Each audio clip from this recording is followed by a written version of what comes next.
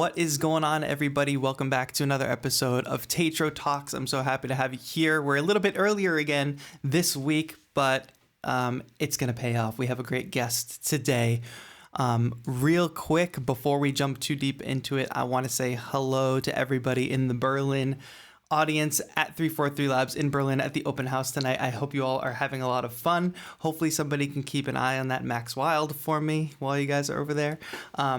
But welcome to 343 Labs Berlin. And for those of you who are watching at home, welcome. I see lots of you all in the chat, which I'm monitoring today. Let me just rattle off some names real quick. Delirium, A. Thorin, Yusuf, Gabu, Musician Vazu. My mom is in the chat. That's great. Alexander, Bueno, Steven, Princess Smith. What's up? Studio or Music. Good name. Adil Constantine, what's up? Stephen Mira, hello. There's so many names. I'm going to skip somebody and offend somebody. The Music Man Neil, what's up? Kipster G, and I'm sure I'm repeating at this point. Drillbit, hello. I'm so excited you all are here today. Tyra's in the chat. What's going on? Welcome back for all you watching at home and watching at 343 Labs Berlin. Great guest, like I said today. We are brought to you by 343 Labs, which is a music production school. We are based in New York, Berlin, and online at 343labs.com. Virtual classes wherever you are in the world. Music production, Ableton Live, mixing and mastering, Logic, theory, composition, arrangement, all of that. Check out the website, 343labs.com. Like I said earlier, very, very excited for today's guest. Rachel K. Collier. I'm a huge fan. We've met a couple times and we're going to have a really great chat today. But for those of you who might not know, for those few of you who probably don't know who Rachel is, let's play a little clip of Rachel's performance.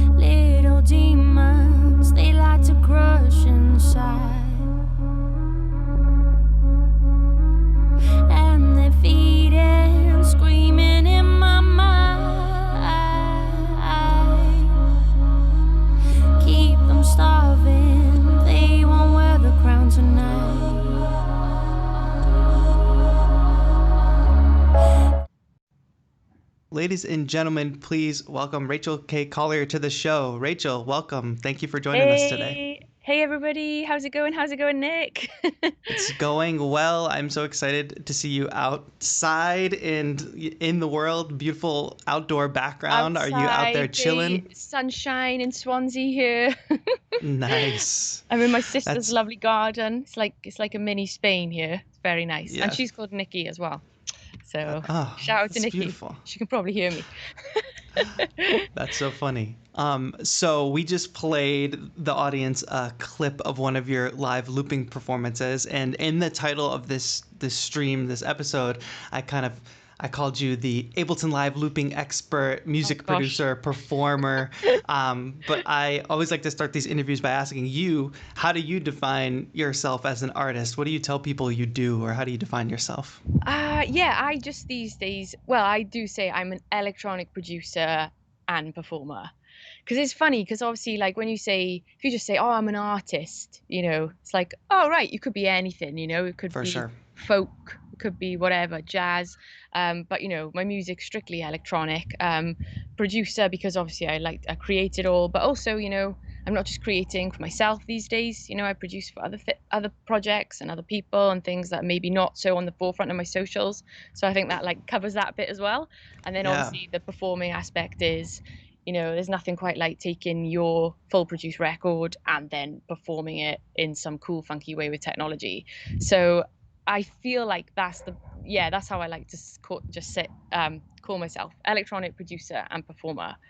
That's So great. I want yeah. to the electronic part I'm curious about because a lot of your music, it is I can liken it to a lot of more traditional singer-songwriter stuff, despite the fact that it does have all the electronic elements. Did you always start by doing electronic music and, controllerism looping kind of thing, or did you ever start with, a lot of people start with, piano and singing or guitar and singing. How did you get Hmm. started writing and recording your own I music? mean, like, yeah, weirdly, like the electronic thing, I think just comes because that I've always just loved dancier music, stuff with a groove. But I feel like I really started live looping, well, mainly, with tape actually. Like from where I'm from in Swansea, it's beautiful. It's like a seaside town, but my school was so outdated. It had nothing. It was like when we had to do compositions, you'd have to go to your teacher's house after school and stuff. It was Wow. really sort of, yeah, it was kind of, I don't know, just not the most equipped. So my dad had like a tape player.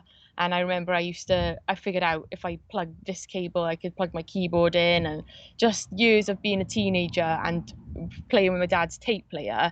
And I still feel like it's all towards the electronic path, because I was like, I know I want to make music and I know there's way more to it than this.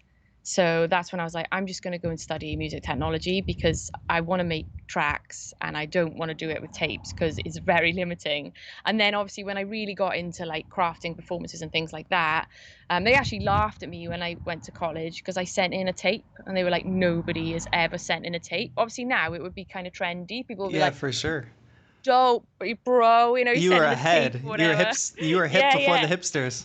Yeah, and then like I'd never seen a Mac, and they were all just like, "Whoa, this girl is like, what the hell?" So, but I was like, "Well, no, my school just didn't have anything, like."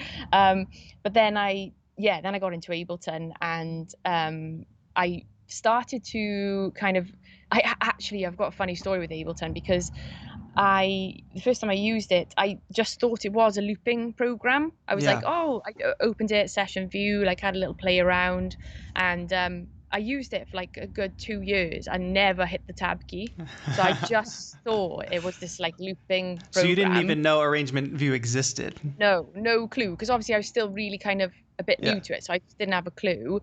And like I didn't know about VSTs, synthesizers, nothing like that. All I knew was, oh, I can play a bit of piano, which I just self-taught from copying, and like I used to play like this, two fingers, like dunk, like really Nice. terrible, but then realizing that, oh, this finger and this one, oh, that makes a nice sound. That's kind of how Yeah. I learned how to play keys. And then with my voice, so I used to sit and I had like, just headphones just like this and laptop, internal mic, and you'd have my little click track, and I'd just be like, mm, and then Humble beginnings.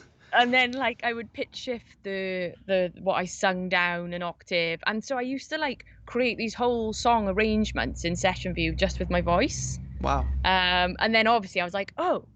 And then as the years went by, I was like, oh damn, I can add instruments to this. And then it wasn't for a while actually until and then I had this whole journey since college where I went down this massive top lining path. So I had like a real go in the like commercial industry.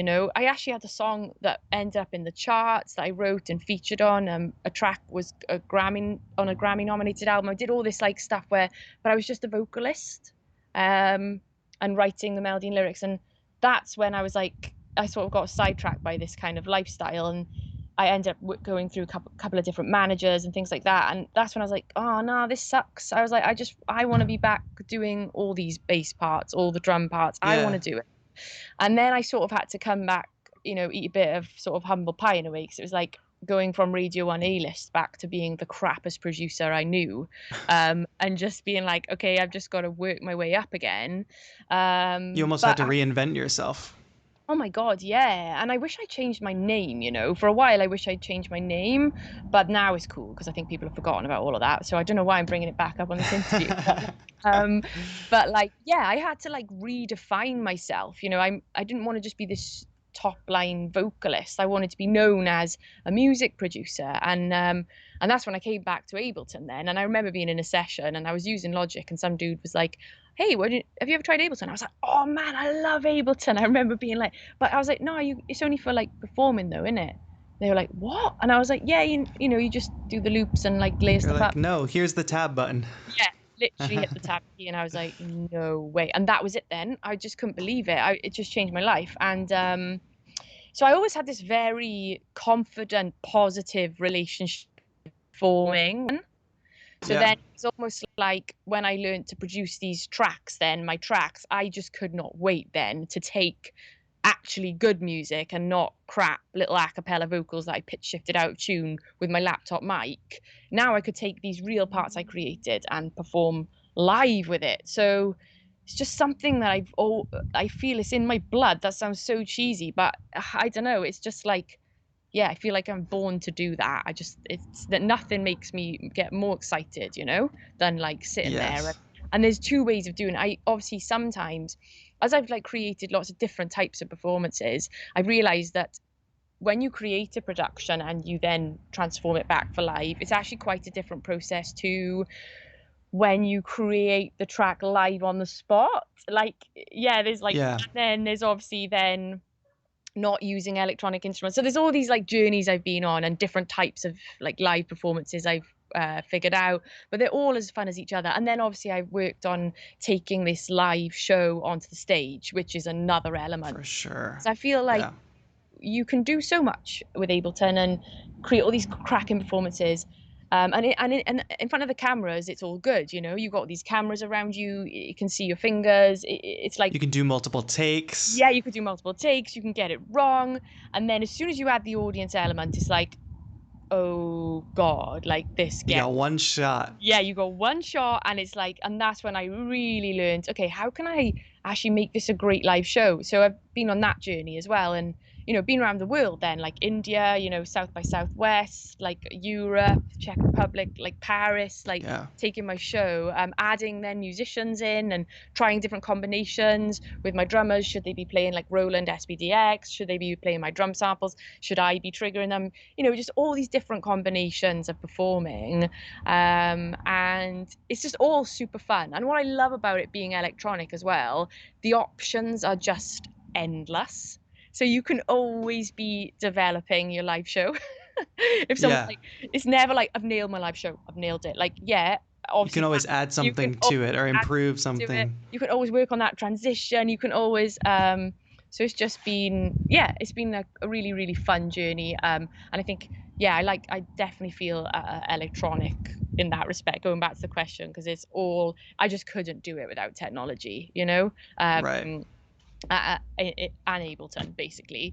Yeah, And yeah, and then obviously like even my sound as a producer that's not producing for myself is got the electronic edge, synths, for sure. OP1, like, my System 8, my little refaces. There's just that kind of synthy, kind of retro. Yeah, I'm more of like a analogy person, I think, with that sound as well. So it is obviously quite organic in some respects. Like the tune I've just produced actually it was actually quite a challenge because I couldn't do any of my crazy wacky automations. It was all quite subtle, but I still managed to. Give you some limitations. Yeah, it was. And it was like I double tracked the vocal for the artist and it was like, no, single track vocal, like, so it was really trying to find the balance. But I think we got there in the end, and the OP1's in there, like a couple of some cool Of little course. electronic samples, stuff like that. So yeah, that's kind of how I like to define myself. Like, mind you, I'm not saying that if someone said, hey, do you want to produce my acoustic guitar and whatever, violin trio or something, I Yeah. actually I probably would say no, because it just wouldn't really excite me. That's so interesting. It's interesting to hear your entry point because, for me, my entry point was, coming from traditional singer-songwriter world, electronic, and then wanting to produce those songs.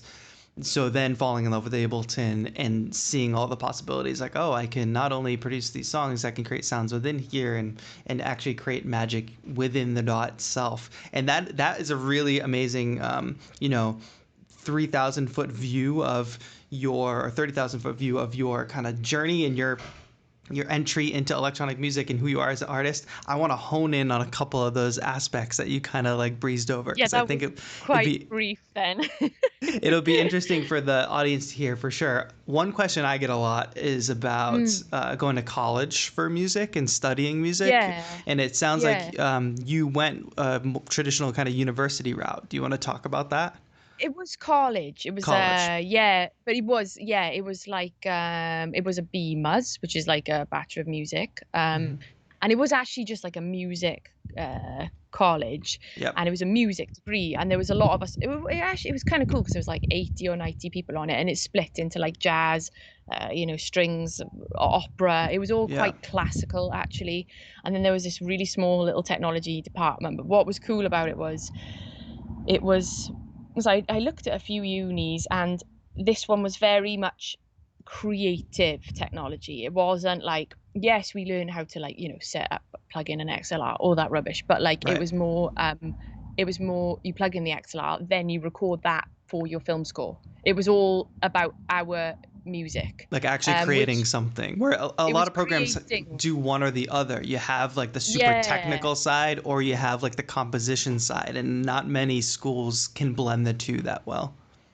Yeah, that's it. It was really focused on that. The other students on the degree didn't get it though. They were just like, "Oh, hi, do you do music tech?" And we were like, "Yeah." "Oh, will you record me?" And it's like, no." And it's like, "But that's why you're here, isn't it?" Like, it was just weird. It was some sort of disconnect between like music technology. I just thought we were just weird geeks, really. Which now you just think, well, who's laughing now? Not to sound like rude, but it's like Yeah. you can't Well, do that's the anything thing. without technology. It really has transformed. I know, especially when I was in school, it was a very similar vibe, very small, had the classical, had the jazz, and then very Mm, small electronic music community of students there focusing on that. But at that point, it wasn't really, the idea of the home studio music producer. Like now you have mm, people like Billie Eilish and Phineas who are like producing number one yeah, records in their yeah. living room bedrooms, but that wasn't really that much of a thing back then. So there has been No. this transformation. Definitely. Now it's trendy, isn't it? It's like, Yeah, 15-year-olds like sort of doing it and stuff. So it's like, yeah, it's funny now actually, because there's a lot more like, the people in my class I know are doing actual jobs in music tech. Like most my other friends, they're composing, like, and then the others sort of that we were friends with just are just a few steps behind. So I think it should be, yeah, it was an interesting course. It was like, I don't want to slag it off. It was cool. I studied with mainly girls, which was rare. The rest of the years were all like boys, but our year was a load of girls, which I think as well may have contributed to like my fearless attitude with technology. The right. girls are the same, and like, so I've never felt that kind of. I've never cared really if I look like an idiot. If I don't know how to work something, it's just like, how do you do that? How do you? Because I always had the girls around me, whereas I've heard other girls sort of always feel like intimidated or whatever. For sure. I think that did make a difference. So that was really cool about it, because our teachers just used to say RTFM, read the effing manual. That Yeah. was like their response to everything. I still love a manual, to be fair, but um, yeah, it was an interesting course, but it was a lot of fun. But oh god, I hate to say this. I feel like, and this is what I want to say now to, oh god, phone's ringing, not the best timing. That's what I want to say to like up and coming musicians, because it's expensive as hell, and Totally. I obviously have not. I still have a huge outstanding student loan, right? Same. Same. Yeah, and I it feel like not sucks, enough and people talk about that. Like, yeah. we can be here doing what we do, but we still have our student loans. Like that's still a real thing. Oh my God, like I don't even want to think how much and I do think that now you don't have to go to school. You just don't. Like Right. you could just get stuck right in now.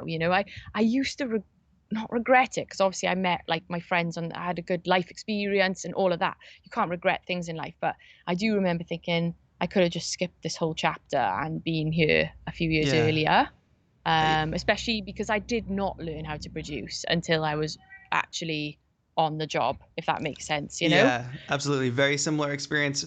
It is Mm. the thing. I like what you said about like not having regrets because I went to school, but I feel like everything I'm applying and doing today had to be learned outside of school Oh or yeah. or post school. But I would have been on a different trajectory had I not got the degree. I wouldn't have gotten the initial career I had out of college, which is when I started the channel. Which is I learned a lot. I had great experience with that career.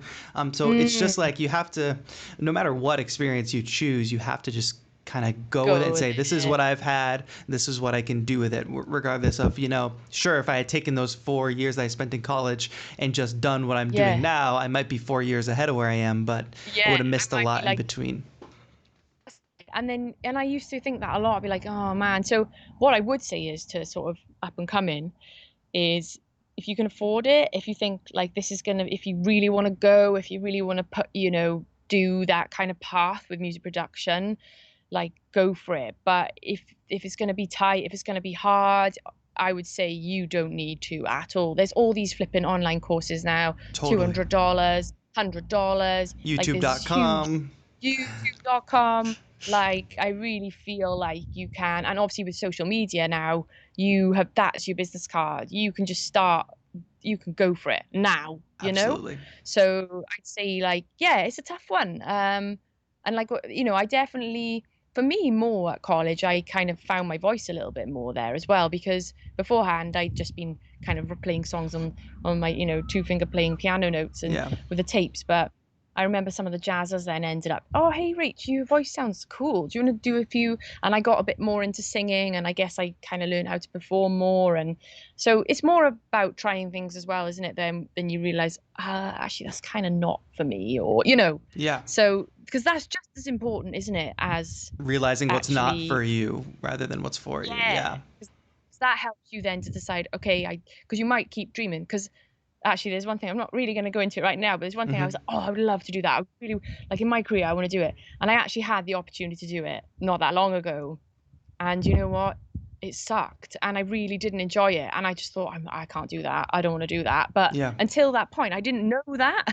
Exactly. So, Yeah, and especially being a part yeah. of a music school community, you see all the other people around you, all the other music majors studying and doing their thing, and you realize really quick, oh, I'm kind of like this dude, but I'm definitely not like them. I don't like that, and I don't like that. Whether it's Yeah. the theory kids or the super techie kids, you realize where you fit and all that, and I think that was a really formative experience, regardless of whether it was great time spent. I want to talk about when YouTube and social media and all that became a thing for you because that initial live looping performance, I'm not sure if it's the first, but it Mm. surpassed 2 million views. I know, That's it's so funny. insane. And that is Oh like God. that's like from 2015, which is again like going back Yeah. to talking about like what kind of electronic music community or landscape there was, especially on YouTube at the time. Like your videos were just popping up everywhere because you were one of the people that were really doing it with like all these controllers and looping and like really high quality stuff. I'm so curious about how when that became a thing. Like, oh, let me make some videos and post them on YouTube. Yeah, it was, well, kind of like what I was saying earlier. So it was like it was that initial feeling, like self-producing something for the first time, 2015. And I actually managed to sign that EP to a cool little indie electronica label called Love Another. They were great, actually. Again, that was like then when I started self-releasing, I was like, oh man, actually. Yeah. So there's that whole debate as well. But that was like coming off the back of my top line work. So I think it was easier to sort of people, I was still a bit known a little in the scene, and it was like, oh cool, Rachel K. Collier's got a record. So I produced that EP, and that was a feeling of, oh my God, right, I've got to do something cool with this now. I've got to perform it, right? And Yeah. I think the conversation came with my manager, and I said, hey, I want to play live. I want to play live.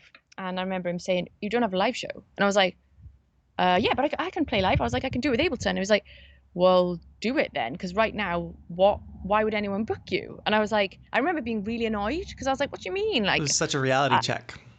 yeah, it was an absolute reality check. So I was like, okay, fine. I was like, okay, cool. I get you. I get what you're saying. So I was like, all right, fine.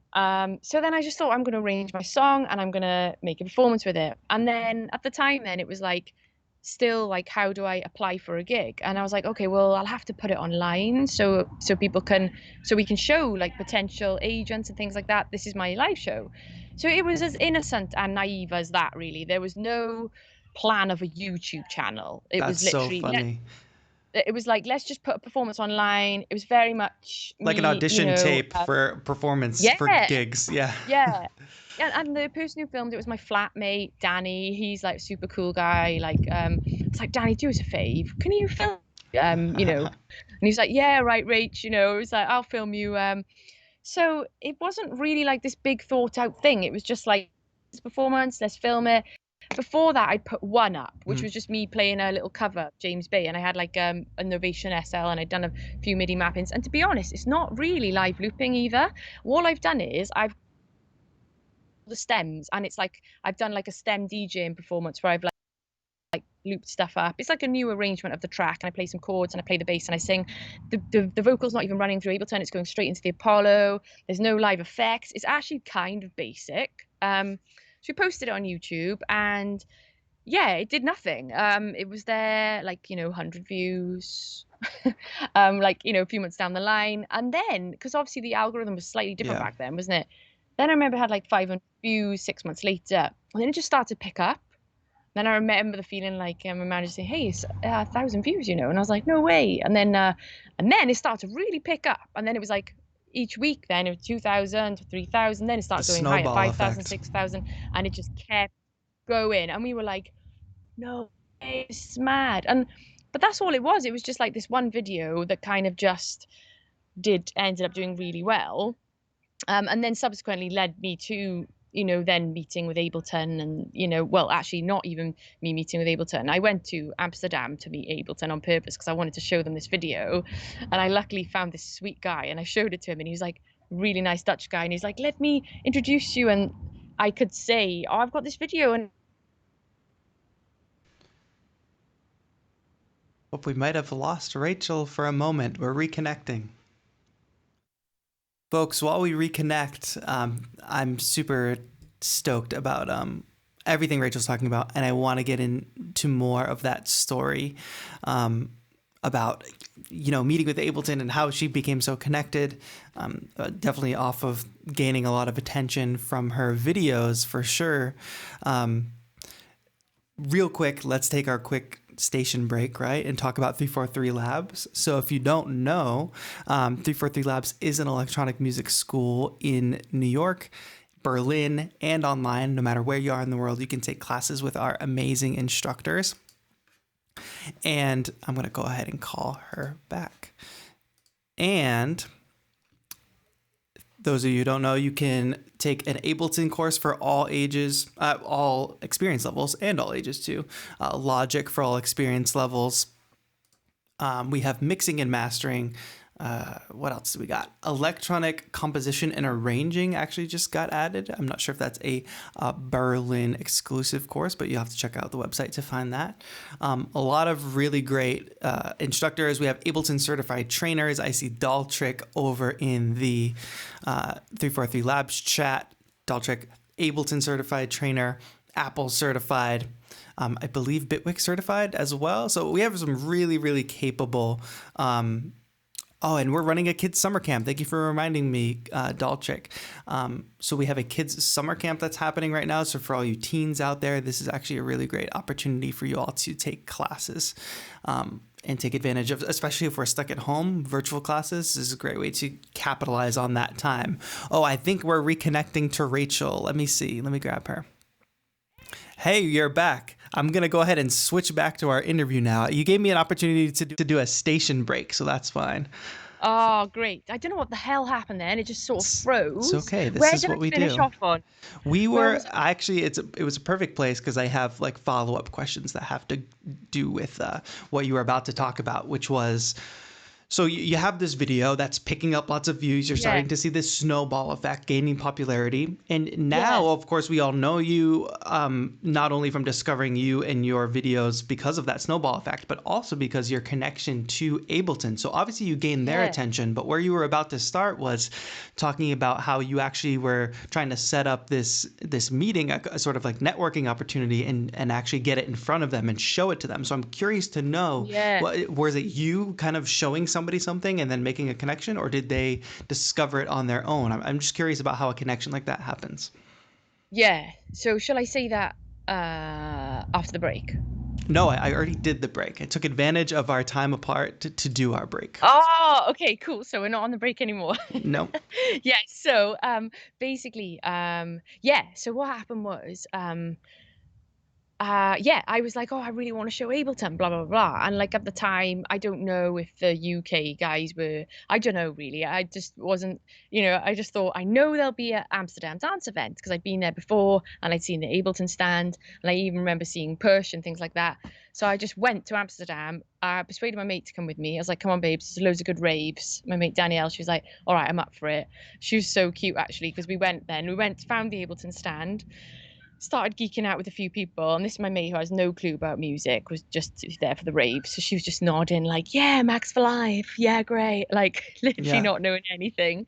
um and then yeah, and then I spoke to this guy, Jan. He was so cool, and I showed him the video, and he was just really nice. He took the time of day to talk to me, and he just gave me his email address, and then he said, "Just give me an email, send me the video through," and then I did, and then I heard back from him straight away, just like, "Hi Rachel, this is awesome. I'm going to hook you up with the boys in the UK." Um, and then that was it. Then and then I didn't really know what to expect, but then the guys in the UK got in touch, and they said, "Hey, do you want to come down for a meeting?"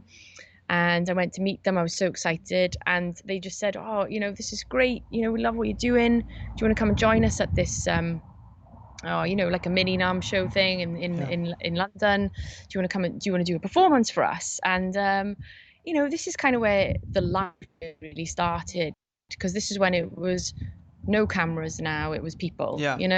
and that's when I really kind of started to feel how it felt to play this stuff live, do live looping live, and go through these nerves. And then just from that, then obviously I like to talk about technology as well, like you, Nick. I have a passion with sharing, making sure other people, if they want to do it, Yeah. they can do it too. Yeah. So I loved this kind of thing, and they asked me to do more and more and more, and then the relationship just developed with those guys. And then I guess the next thing I did for those guys was the Ableton Live 10 campaign. Right. So it's just like an absolute dream. I just got this phone call, just like, "Hi Rachel," because at the time then I was sending them a bit of music and just showing them what I'd been up to, and the guys in Berlin, and because I got connected to them through the UK, and they invited me to come over to Berlin for a week to try Live 10 and Alpha, a beta, create a track with it, which would be used for the Live 10 campaign. I was just sitting there like, is this actually happening to me? Yeah. What the hell? So all of a sudden I get flown to Berlin. It's just awesome. Just got to see Live 10 like months before it dropped, all the new features. Yeah, and then obviously, but I think, did Loop happen before that? Because I did Loop 2000 and whatever it was. I can't remember now. The dates all merge into one. But yeah, and that's kind of, and then the relationship's just been really good since then, I guess. Yeah. Most supportive company, you know, they're just amazing, It's a really. beautiful And example of like modern, like just how this all happens, because it can all seem quite mhm, mysterious because, some of it is kind of new. I mean, brand endorsements has always existed, but not so much like it does now, where, people are gaining attention online. And of course, your connection point was, actually getting out there and getting yourself in front of them, but then also having the backing of, hey, I have this video that's like people actually like, how you have that social proof of like people are into it.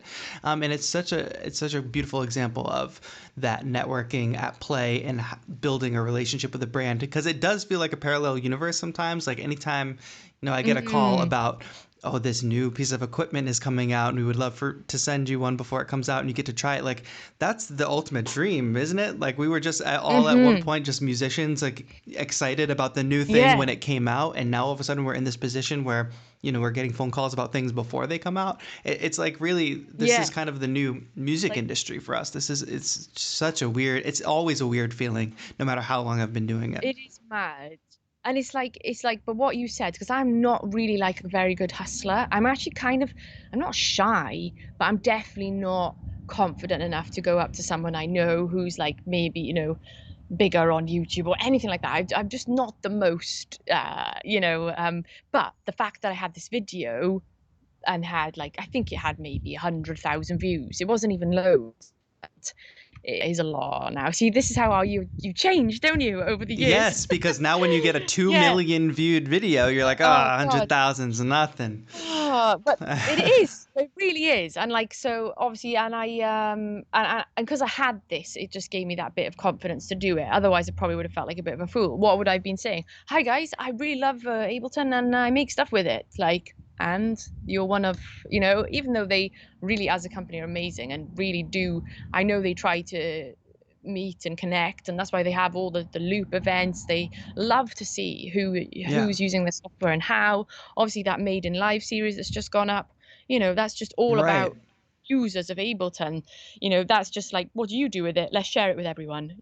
for sure. They love that. So they want to get to know everybody. And yeah, they just really are genuinely just one of the most amazing brands I've ever worked with. That's great.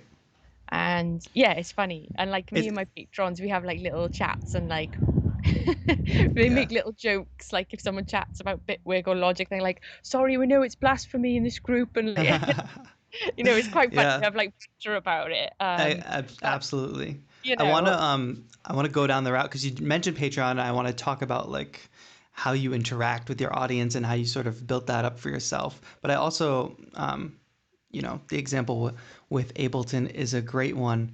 I guess I want to know about your thinking, or is it just your drive to not only be a performer but be a teacher? You touched on it before, but mm, I think we have similar drives in that way where it's just not enough to do the thing. We also want to show people how to do the thing. Can you yeah, talk about like yeah. where that came from for you? So it's funny because alongside, obviously, I didn't just start off like with all that equipment. When I lived in London, I taught piano Hmm. to like young kids, which I only actually stopped last year. So like I did that the whole time. I love teaching music and sharing again, like look how cool this is, da da da. And then I was getting into technology, and I ended up then with my showing the kids if they'd come round and say if we got stuck on some piano, I'd be like, come on, let me show you something cool. Yeah, something So I flashy. started, yeah, I'm like, oh, look at this, like, and then I would incorporate like this finger drumming and stuff into like teaching piano, like really blurring all the boundaries for any of the parents that wanted their traditional piano route. It was like, Yep, but then in the end, it was cool because I just wanted the kids to be able to relate to music that they hear on the radio. I wanted to show totally. them. So I just have a joy in seeing other people like buzz from the things I buzz from. And yeah, and then like I started like just sharing the odd tricks or whatever on social media, and it's just so nice when people just say, oh, you inspire me. And it just really made me realize, like, if people uh feel like they're on the journey with me, then that's just really really cool. And I Yeah, say this with my patrons, I'm like, guys, we're all the same. We all just love music, we all like creating music.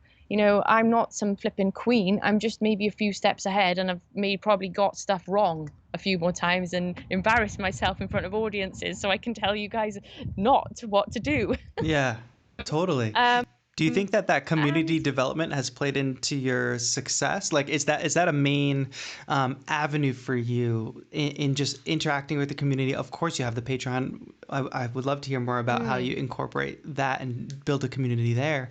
But is that always a core part of you, is developing that community and connecting with people?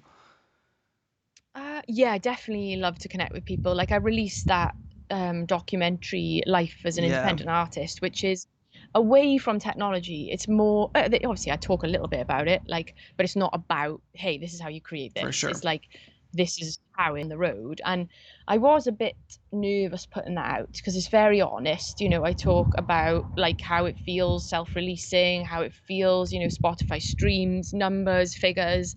But I just felt like, hey, if it's just better to be honest. And like people always say, don't they, oh, how do you build your social platforms? And I just say, just be yourself, and like just Yeah, be you, and like and let people in to what for sure. what you do. And you don't have to be like showing every second of your life. I don't really go past, it's just my music, my professional life, but I like to share some of my emotions and things like that, just so people don't feel alone, because that is one thing that on this journey I've been on for my career, when some of my friends like the Hanny girls, Mary Spender, like just some of my friends, even like Andrew Huang, like in the business, just having this like people you can talk to, I've just realized, oh my God, like to have people around you and be able to open up, and it just makes such a huge difference. So I just feel like if people feel like they're not alone in Right. things, then the world is just a nicer place. And you come to So recognize the folks in your digital community too. Like I'm looking at the chat right now, like of course, and I recognize a lot of these names. A lot of these names show up to yeah, all the videos or to all the streams, and that's a really powerful thing. And yeah. And I was going to it, say, oh, so go on. no, you go ahead. I You're the was going to guest. say, like what you're saying, the community thing is great. Like people, the people that pop up more on that comment more, you do build relationships with these people. You Totally. do really appreciate it. Like I definitely, and then I see, when you have all these like industry talks, and it's like, do your own PR, hit up people, send DMs, and you're like, no, you can't just do that. You need to Yeah, like build a relationship first, and you can do that by supporting, like DMs that come in. You can't be, if we were going to check every DM, that would be a full-time job, for But sure. people Yeah. who are reacting with you and chatting with you on a regular basis, you build a community with them, and it's really cool. But And anyway, it's I a don't know if much I've answered slower your question. process. It's a much Oh slower God, process. I yeah. think that's what people don't understand. People are looking for the fast answer. That's why they look for the, spam DM a bunch of people and leave your comments on everybody's Mm, Instagram and tell people to check out your page. Like people are looking for that fast solution. And it may seem at first like, yeah, I can easily do this. I can easily DM all these people and easily comment on all these things. But it's a lot harder to, have these long lasting relationships with folks who are, in our chats every mm, day or in our comments every day and just kind of build that relationship. It's slow going. I just recently, we were talking about this before, but hit 90,000 subscribers, but I had it's a picture on my incredible. phone. I had just grabbed this photo off an old phone that I took of my computer screen when I hit 900 subscribers.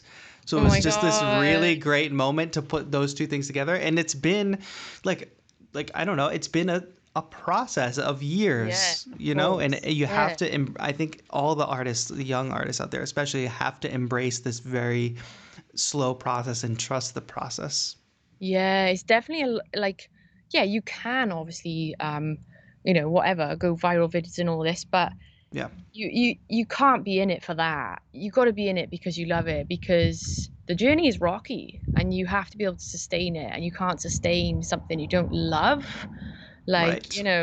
It's mine's not been all candy and rocky. rainbows. Oh my God, no. Like, because obviously my YouTube was building, I was hardly posting anything, and then the algorithm changed, and then it was like, oh, It's a nightmare, yeah. Especially but when you then, had such amazing success with like your initial videos, you get kind of yeah, locked into like, okay, this is what works, this is what I should do, and you get yeah, comfortable with that, and then everything changes, and you're like, well, now I don't know what to do, and now you got to yeah. figure it out. Exactly, and I felt like that this time last year because I was just doing the odd performance, and my friend was like, she was like, "Oh, you should post more. Post once a week." And I was like, "Once a week? Are you kidding me? I can't do that." Because I've been posting these full-on performances, and she's like, "Oh, your album's coming up. You should do it. Just post once a week, see what happens." And I did it, and it was really hard. Like Yeah. honestly, to December, I did it every single week. I did it without fail, um, on my own. As in like I was shooting and editing. Obviously, I had some help with some of the shots that aren't me. I was just trying to document like the summer. We did some cool videos, but it came to December, and I was like, wow, I can't do this. I just can't. I don't enjoy it. I want to, like, I enjoy posting, but to be basically, it was taking too much of my Ableton time. It's in Yeah. Premiere Pro. So now now I have to reset, and I'm like, okay, what do I love? I love sharing stuff. I love, being able to inspire people, whether that's with a performance, whether that's with whatever tutorial. And then this year I've been doing once a month, and that has been a lot better because I can focus on the video more, because obviously I'm doing stuff behind the scenes as well, other Right. producer work and stuff, which is, stuff that I wouldn't really, might not be directly connected to my brand. So Well, I'm sure if we could get somebody yeah, to it's follow you just around with a tough. camera, it would be fun to watch. Yeah, but I just have so much respect for, like, you, and, like, because I don't think people know how it is hard work. You do have to really go all in. So you gotta love it. You gotta love it, otherwise you're doomed. And you see it now, don't you, with teenagers? Oh, I'm gonna be a YouTuber, I'm gonna be, and they do it for like 2 months, and they get, like, Exhausted. 10 Yeah, subscribers, and and they're like, oh, I quit. yeah, but that's what it takes. It takes doing it for 2 months with 10 subscribers and having really deep relationships with those 10 subscribers, and hopefully that builds to 20 in the next month, and then it'll Yeah, snowball like that. yeah. But then if you love it and you're in it for the right reasons, it's cool. Yeah, Do you know and the what I numbers mean? almost don't It's matter like, at a certain point. The numbers are gratifying, but if you're doing something you like, at mhm. a certain point, the numbers aren't driving you to do what you want to do. That's it. And with the videos I'm posting now, obviously I'm just like, I love this. I'm so proud of it. If 10 people watch it, great. Yeah, It's kind of, it helps me to be a little bit more. Whereas before I'd say, I was like, oh, I need to try and get views, I was like, no, that's not the point of this. The point of this is for me to have fun and share my process. right. And so I basically just, like, took the pressure off myself a little bit, Yeah, because I was doing my album last year as well, and still doing this traditional thing and, like, PR and all that, which, to be honest, was just really intense and for hard. sure. So this year I was like, I'm going to chill out. I'm going to post once a month. I'm going to do my thing. I'm going to produce music and just go from there. And yeah, it's been really cool. So Yeah. I wonder yeah. I was gonna say, I wonder if that ties into your because you go pretty deep with your patrons on Patreon. And for those of you, I see a couple of you Mm. in chat, John Cozen, Greg Vitaria. I really appreciate those super chats. If you were gonna do anything right now instead of super chatting, I would go to the link in the description of this video and just become a patron of Rachel. Like, Oh, keep your thank super you. chats, go become a patron, because I think you do a lot of really deep stuff from what I see. And I wonder, is Mm. it? I don't want to say easier, but is it less pressure to do something for a Patreon community and keep a steady flow over there versus compete with the algorithm over on YouTube and, like, be more frequent? Is that kind of the thinking there? It's not, now you say it, like, it's not like a conscious decision, but I don't know. It's definitely a bit easier to, like, it's I do go deep with my patrons. We do things. We have, like, little community challenges. I feel like I know quite a lot of them. We have these Telegram chats. Oh God, sorry, the next door dogs. They should shut up in a minute. Um, and it's funny, actually, the other day, because I posted a video to them all, and I was like, oh, I'm gonna share this on YouTube later. I just need to tidy up a few things. It's not quite ready. And then one of them made a joke, like, said something like, if they just said something, don't worry, we're not like the algorithm. That's funny. Yeah, that's exactly hitting on Yeah. the point. And you're like, yeah, I love you guys. Because someone asked me, oh, hi, Rachel, does it, like, how do you decide what you post for us and what you post for YouTube? And I was like, well, actually, guys, I'm really kind of probably a bit more, like, relaxed with you guys, because I don't have to, Yeah. think about the edit and how I have to, like, chop it so it makes and, sustains So it concentration. gets So higher watch just a little, time or view duration. Yeah. yeah, it's not, I don't really have to consider that. Whereas we do kind of have to consider that with YouTube, because, as you know, and all the other YouTubers know, if your videos aren't liked, then the next video is not liked, and then it's just very goes downhill from there. Yeah. So we do have to sort of cater for that. But Patreon, I started mine 18 months ago, so it wasn't even that long ago. But that's what enabled me to be able to actually stop teaching piano. So Wow. that was amazing. And now it's just great there, because, like, it's not just me always, because I post tutorials, like, more in-depth stuff, Yeah. tutorials there, which over on YouTube, right, would just be so niche. Like, I posted this one tutorial on YouTube before. it's really, really niche. It's like how you set up an in-ear monitor. You know, it hasn't had loads of views because it's very You specific, have to Google that and it's kind specific of, thing to find it. It doesn't meet that mass and appeal. it doesn't meet the mass appeal. Whereas the patrons, they might want to know this really in-depth stuff. So all this like super niche in-depth stuff and tutorials I can post over there, and then we've got like our chats, and we can all talk about those videos and then the challenges and things like that. I don't know. It's just yeah, it's cool. Um they probably know me a lot better than any other platform, if that makes For sense. sure. That makes a lot of sense. And really quick, I just saw Max Wild typed in the chat, which means I think now Berlin Open House is watching. Hello, Berlin. Hello, 343 Labs Berlin. Welcome to 343 Labs. I hope you all are enjoying your open house. If you guys weren't watching before, somebody over there in Berlin, keep an eye on Max Wild. Somebody has to, because I'm not over there to do it. But hello, welcome. Thank you for tuning in. Hi, Berlin. Thanks for tuning in to. Ich liebe Berlin. We're running out of time here, Rachel, and I still have so much I want to talk about.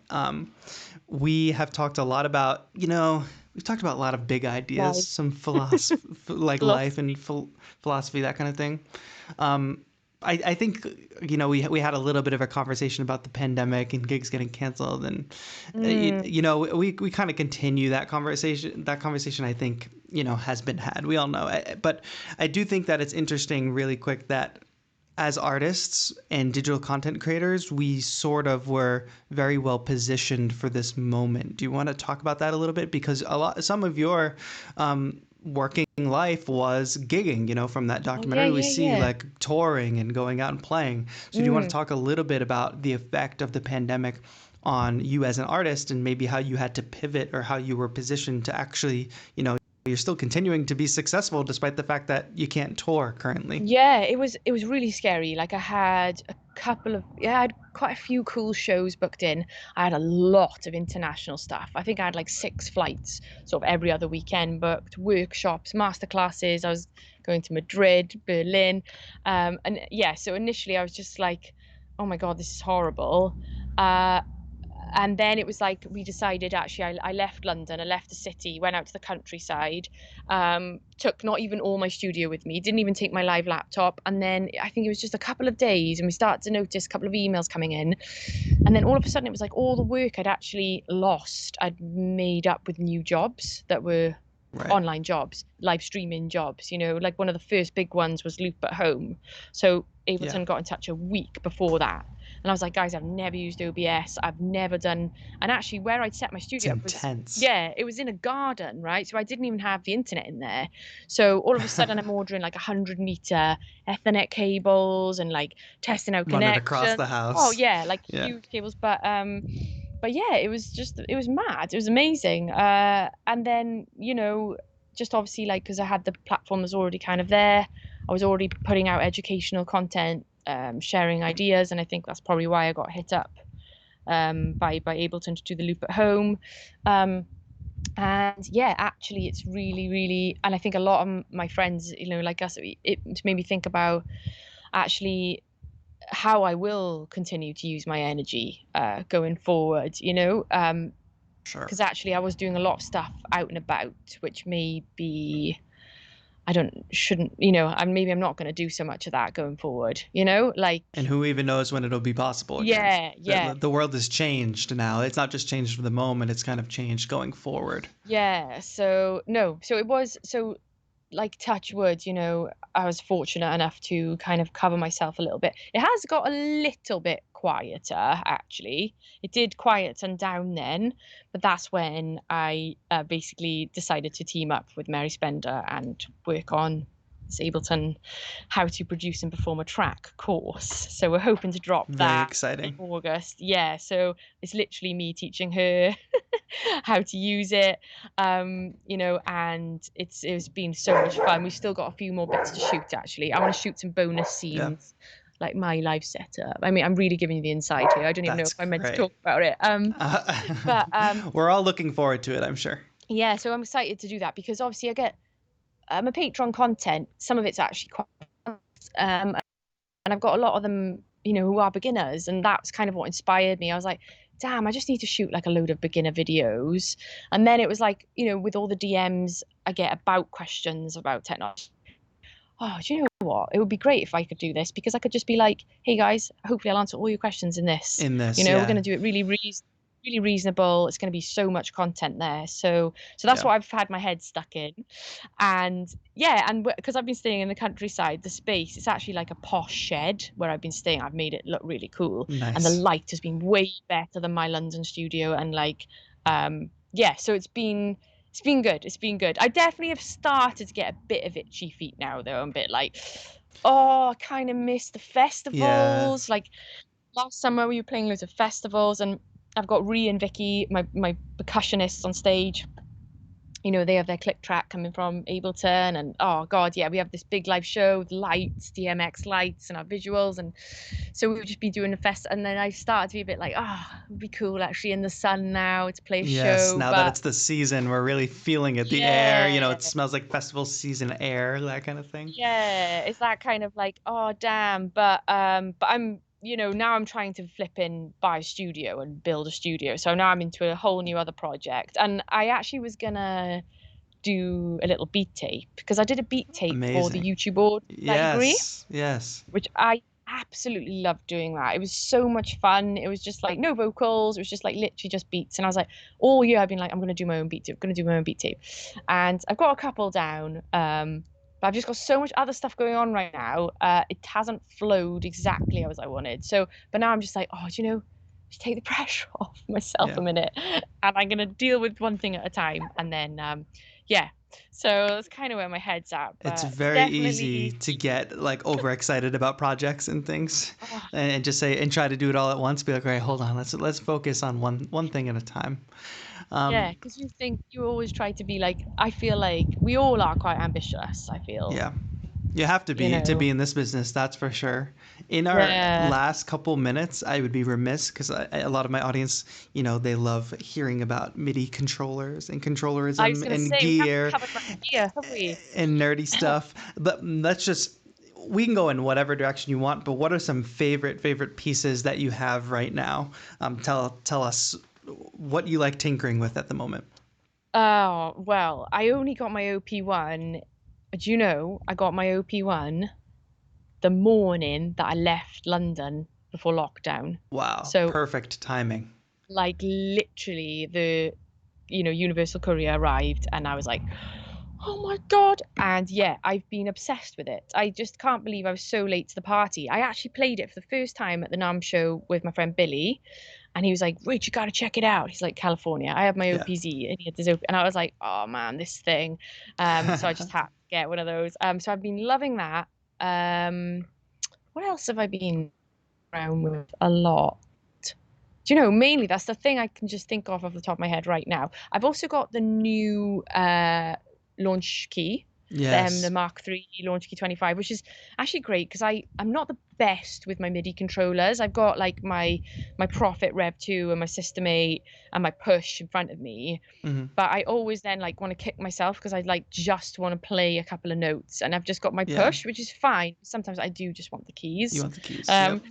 so I got my launch key now, 25 Mark III in front of me, so that's cool.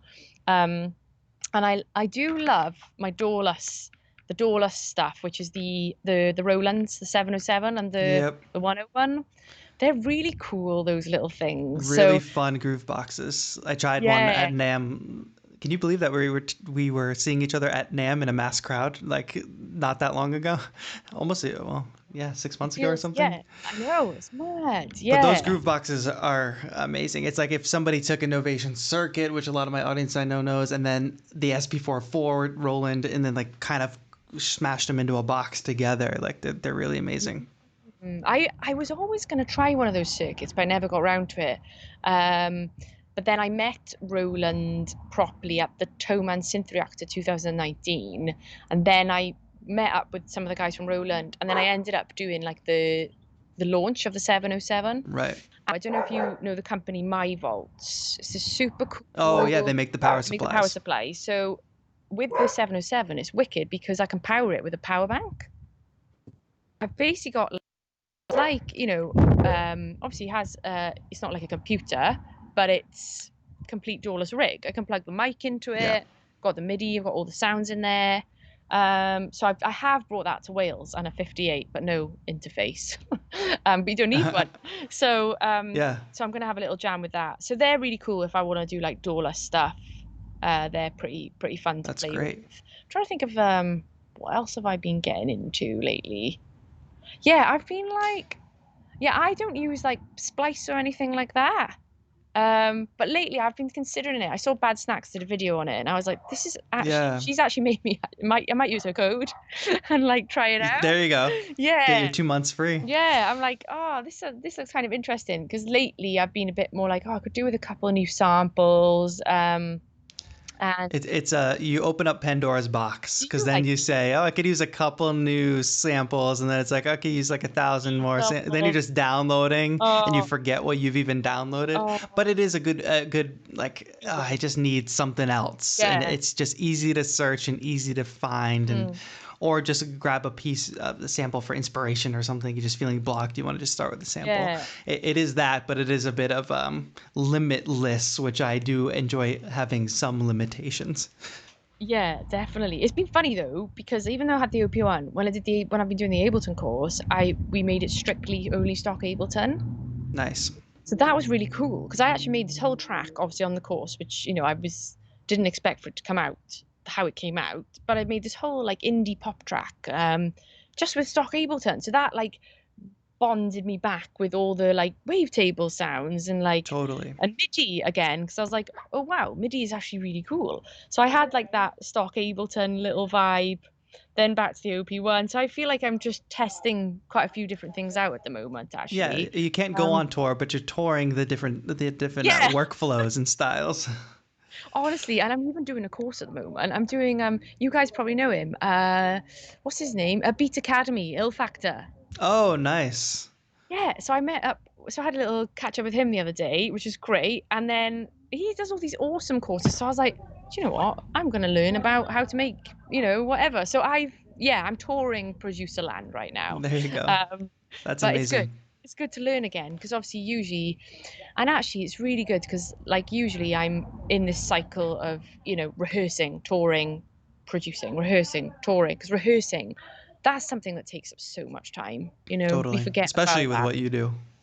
Oh my God, yeah. Like, and because it's not even just the performance, it's the tech. You have to rehearse the tech, like which DI boxes are going to be Yeah. hot enough, What are all the things that can possibly go wrong and how do we troubleshoot them? redundancy rig, all of this kind of stuff. So actually, yeah, maybe I'm just exploring different kind of avenues. I was going to say something else then, but I forgot. But no, I'm really loving that OP1. I don't know if you got one, haven't you?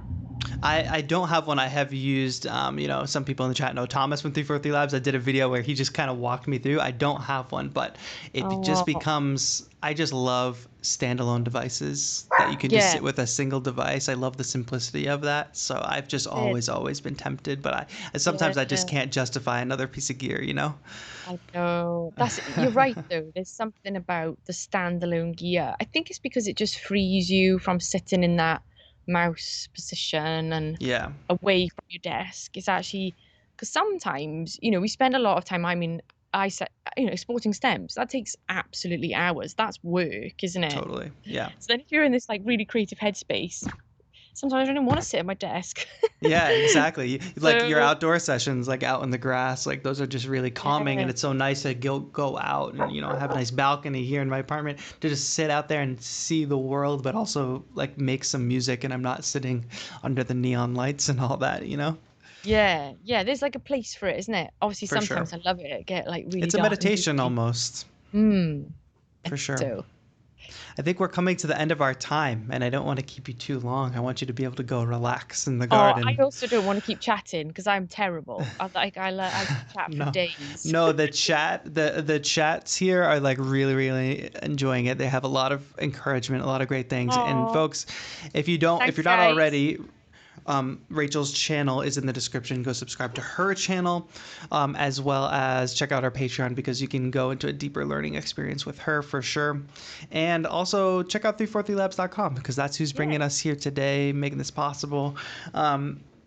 electronic music school. I love the point you Amazing. just made about, because especially for a lot of people who look at you as an artist, and people have this perception of, oh, this person's made it, this person is the expert. But I love your point about like always learning and always trying new things and exploring different sounds and exploring different workflows. I think that's really important. We can always, all of us, no matter where we are.